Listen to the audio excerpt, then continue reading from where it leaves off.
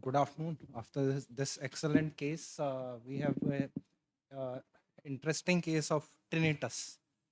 So tinnitus, when we were doing PG about say 35 year back, it used to be like vertigo patient. Patient comes, you want to feel that if patient goes to someone else will be better. So tinnitus was also same problem. Once patient comes, then we used to investigate to rule out anything serious inside. If there's nothing serious, then you say that nothing can be done. You try to avoid it, try not think too much about it, and it should be taken care of on its own. So we used to divide that the peripheral, the central, the objective type of tinnitus or subjective.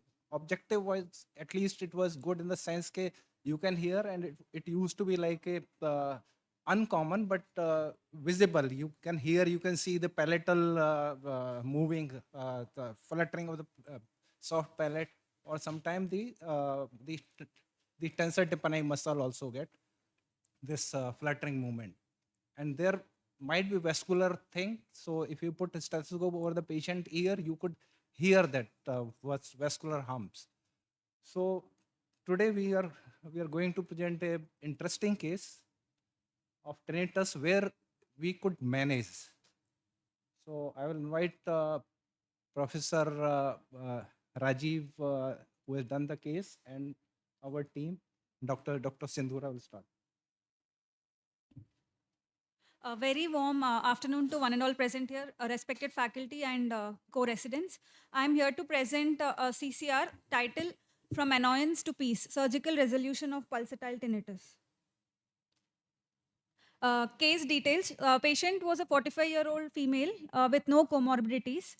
She presented with the complaint of right-sided tinnitus for last 3.5 years.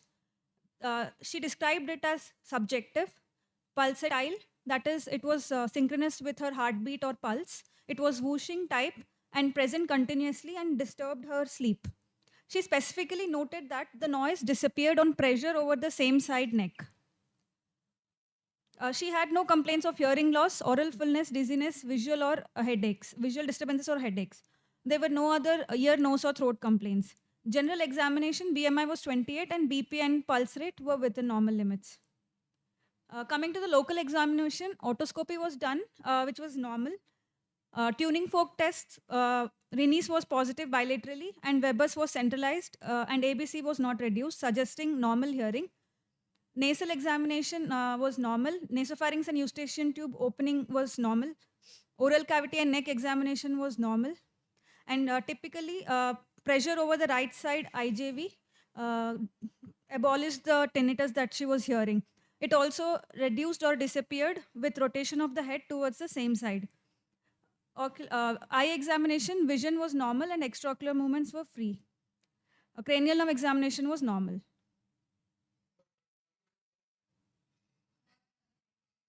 कैसे आवाज़ आता है? धक धक धक धक। अच्छा, और कुछ क्या करने पर कम इसको होता है? बंद कर देने से कम हो गया। ये खोलते हैं तो आवाज़ आ गई। दबाओ, कान दबाने पर बंद होता है? दबा दिया, प्रेस दिया, कम हो गया। ये शुरू हो गया, शुरू हो गया। ठीक है। So tinnitus, it is an abnormal auditory perception of sound without an external stimulus or source. Pulsatile tinnitus is a rare form of tinnitus where you hear a rhythmic thumping, pounding, whooshing, or a beating sound which is in sync with your heartbeat. Pulsatile tinnitus, the incidence is varied. It ranges between 4 to 10 in various studies. And in 50 to 90% of the cases, you find a diagnosable etiology. It affects females more than males. So mostly pulsatile tinnitus is subjective. Sometimes it can be objective also. That is, objective tinnitus is something that the examiner can hear if they auscultate in and around the ear, near the neck or in the post-oral area, or even without auscultation. If you go close to the patient's ear, you can hear it. So this is one rare case. I'm just playing the sound.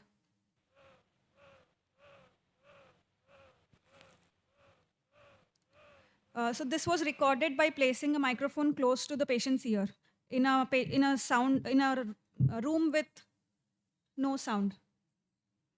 No, this was another patient who had objective tinnitus.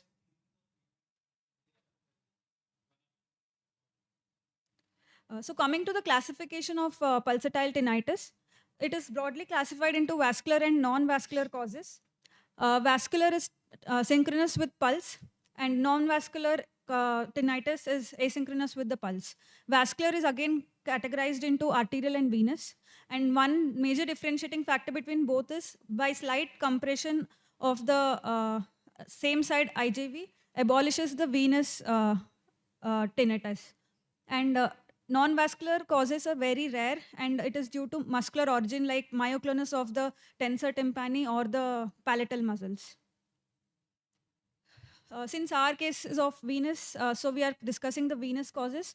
Benign intracranial hypertension is the most common cause in 39% of cases, followed by venous sinus stenosis, 34%, mostly transverse sinus stenosis. Others include jugular bulb abnormalities like a high riding dehiscent jugular bulb or a diverticulum. Sigmoid sinus wall abnormalities, which include diverticulum or a dehiscence of the sigmoid sinus. And rarely abnormal condylar or mastoid emissary veins can cause a venous pulsatile tinnitus. After taking his clinical history and ruling out any other positive history, we went up with the workup. So we performed the routine blood investigations, CBC and thyroid profile to rule out any hyperdynamic circulation that could in itself be a cause for pulsatile tinnitus. Lipid profile was done to rule out any risk for a high risk for atherosclerosis. Ophthalmology consultation was sought. There was no evidence of papilledema, and the vision was 6/6 in both eyes. And audiological workup included pure tone audiometry, speech audiometry, and impedance. So this first image is of pure tone audiometry. Red is the red is right side and blue is left side. We can see that it is she has normal hearing in both the ears. Speech audiometry is also normal, 100% bilaterally at 25 dB. Impedance is also normal, which is A-type curve. So this is again another patient. This is not of the same patient. It is of another patient with sigmoid sinus dehiscence, a 26-year-old female. She had presented with similar complaints of tinnitus, but when pure tone audiometry was done, she showed right side conductive hearing loss. So this hearing loss is typically described to be pseudo, which is false because it disappeared on testing, repeating the test with a neck compression. So conductive hearing loss can be present in the presence of pulsatile tinnitus also, but it disappears when you stop or abolish the tinnitus. I would request Dr. Swarna from Department of Radiodiagnosis to discuss the radiology. Thank you. So we have a video loop of the first HRCT temporal bone, which was performed on the 17th of November. So these are, we are going upwards from below. So I would like to draw your attention to this area here.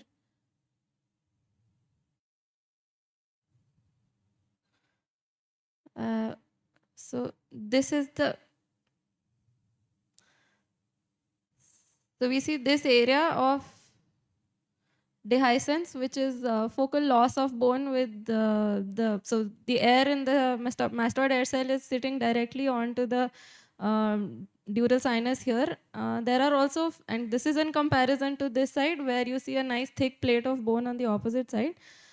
Few more areas are also there, but we see a maintained thin plate of bone like this, and also one below. So these were the three suspicious areas, one which was showing an almost negligible plate of bone. So this is the dehiscent area marked with the red arrow. CT venogram was also performed. So corresponding to this dehiscent area, you can see this is the sigmoid sinus, which is sitting directly under the air in the mastoid air cells. And this is the corresponding bone window image. So this is a reconstructed picture of the venogram. So you see that this is the right-sided, this is the sagittal, superior sagittal sinus and the right-sided sigmoid sinus. This is the right-side dominant sigmoid sinus. This is the left-sided sinus, which is smaller than the right, but there is no obvious evidence of stenosis or thrombosis. So to summarize, the focal area of dehiscence in the right sinus place, that was definite, measuring about 2.5 mm. The other areas were also there, but they showed a maintained thin plate of bone, and the CT venogram was normal. Thank you. So this is a pictographic representation of how major vessels around the middle ear can cause tinnitus. The first image uh, shows how there is a sigmoid sinus dehiscence uh, distal to a vascular obstruction, probably a thrombus, that is causing pulsatile tinnitus, and that this is the site of dehiscence. This image B is the same axial section of the image A, and C shows, in C you can see that there is dehiscent, high riding jugular bulb and also dehiscence in the floor of the middle ear, and D is dehiscent ICA in the anterior wall of the ear, middle ear. So this is how a dehiscent or dehiscent sinus or a diverticulum causes. So there is turbulence created. Laminar flow is a normal thing that we see in sinuses. There is turbulence created due to the diverticulum or dehiscence that is transmitted to the air in the mastoid and subsequently to the conductive apparatus within the middle ear. And how resurfacing, this is the treatment for the same, where you patch the resurface the sinus with bone patty or bone cement and temporalis fascia that resolves that causes the laminar flow to be restored. This is also a similar image showing that resurfacing the dehiscence restores the sound baffle to reduce sound transmission, and therefore the awareness of tinnitus is reduced. Now coming to the role of CTV and MRV, CT venography and MR venography before resurfacing the sinus. It helps accurately diagnose the cause for the tinnitus, which could be a dehiscence or a diverticula. We can typically see the air on sinus signal where the intervening bone is absent. The venous patency is assessed. Any stenosis or thrombosis of any of the dural venous sinuses is diagnosed. To identify the underlying causes, a sigmoid sinus dehiscence could be associated with a concomitant transverse sinus stenosis, which can be identified. Any multifocality or contralateral issues can be addressed, thereby reducing the surgical failures. And also, we identify the dominant side. So, operating on the dominant side should be done cautiously, because over resurfacing can compromise the luminal size and patient could present with headaches and raised ICP post resurfacing. So, why is it necessary to rule out a transverse sinus stenosis? It's because transverse sinus stenosis could be the cause for the dehiscence. So, high velocity turbulence caused by proximal stenosis could cause thinning of the bone distally in the sigmoid sinus. An untreated, unidentified transverse sinus stenosis can produce new anomalies even after you resurface one of the dehiscence. Extensive resurfacing, like I said, can flow with the proximal stenosis can be detrimental, as it can cause raised ICP or features of raised ICP after you perform surgery. And sometimes in a patient with a surface sinus dehiscence with a transverse sinus stenosis can improve even without resurfacing, only by stenting the transverse sinus stenosis. So after performing the radiology, we confirmed that the diagnosis of right pulsatile tinnitus secondary to sigmoid sinus dehiscence, and we went ahead and planned right side sigmoid sinus resurfacing transmastoid approach under general anesthesia. This is a short surgical video showing the steps. Start with incision of the skin, and then we incise the mastoid periosteum, expose the mastoid bone.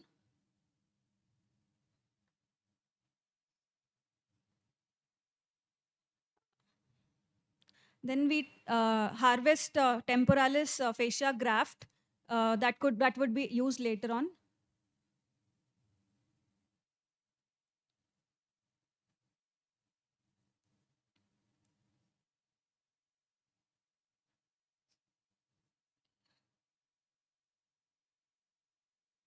Then we start with the drilling.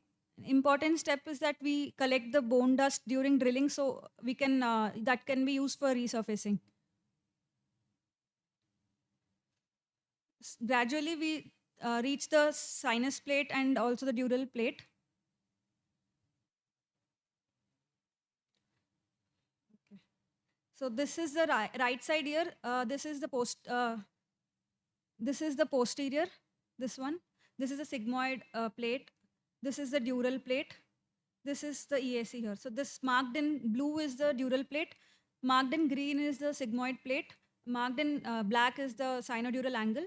And as you can see, this marked as 1 is the site of dehiscence. There was no bone here. And areas 2 and 3 showed bone thinning. However, we resurfaced all the 3 areas. We used the bone patty that we collected initially, placed fibrin glue, reinforced with another layer of bone patty, and then over this we placed the temporalis fascia graft that we had harvested.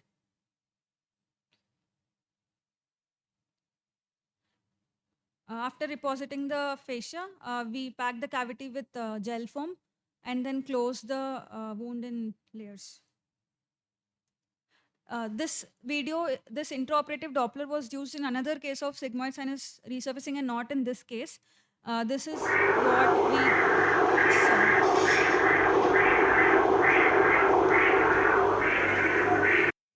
26 दिन So it had a low velocity, it was a low velocity venous waveform which showed cardiac pulsatility and respiratory phasity. When we performed intraoperatively, we used an endoscopic Doppler and placed it over the dehiscent sinus. This surgery was done almost a month ago, and 1 month follow-up. A patient is symptom-free mostly. She tells that there is some residual sounds that she can hear mostly at night when there is quiet surroundings. 26 दिन हो गया मेरा operation होकर के। अभी तो मेरा काफ़ी ठीक है, अच्छा है, कोई दिक्कत नहीं है, बस थोड़ी बहुत होती है रात को। हाँ, रात को होती है, सुबह दिन के में नहीं टाइम होता। सुबह इतना पता नहीं चलता, महसूस नहीं होता, दिन में भी महसूस नहीं होता, सिर्फ रात को महसूस होता है। So chronic tinnitus is not only an annoyance, but it has been found to be associated with many negative health outcomes like increased prevalence of anxiety, depression, and somatic symptoms in such patients. Pulsatile tinnitus significantly affects quality of life. Loss of energy, sleep disturbances, and mood disorders are common in them.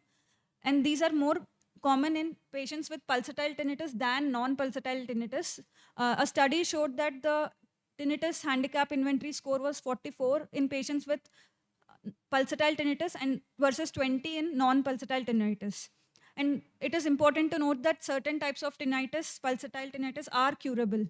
Careful preoperative evaluation, clinical or radiological, and ruling out transverse sinus stenosis is important thing. And BIH, benign intracranial hypertension, should be preoperatively identified and its treatment should be initiated if present in such patients. A thorough diagnostic approach therefore ensures that patients receive the most appropriate and effective treatment. Thank you. I would like to tell that do not fear if you hear your heart in the ear because there is cure.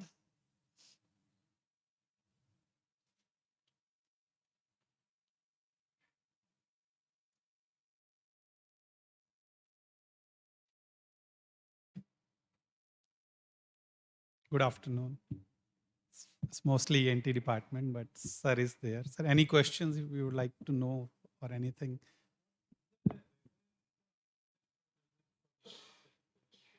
So, sir, if the cause is benign intracranial hypertension, then there can be future thinning of the bone in some other sites also. So, if we rule out the benign intracranial hypertension, if it is present, so we should also consult neurology department for medical management. And if on MRV or CT venogram, if there is transverse sinus stenosis, which is one of the main cause for pulsatile tinnitus, then we have few patients, we discuss with neuroradiology also. So there is always an option of stunting the sinus. And that sinus, if stunt, that can be the major treatment for stenotic segments. But the lifelong blood thinners need to be taken in that case. So this is a large spectrum of tinnitus in ENT, and in one end of that spectrum is pulsatile tinnitus, and there are easily curable if you properly work up and find the cause. So we have recently done a series of 10 cases almost, in which we found that when we get the radiology done, mostly it is reported as normal from outside. But when we discuss with our radiology colleagues and we see the CD, then these kind of small focal defects, which are the major cause for patient annoyance and their negative quality of life, can be easily treatable. Even these surgeries can be done in the local anesthesia also. So they give them absolute cure and happy life. Thank you.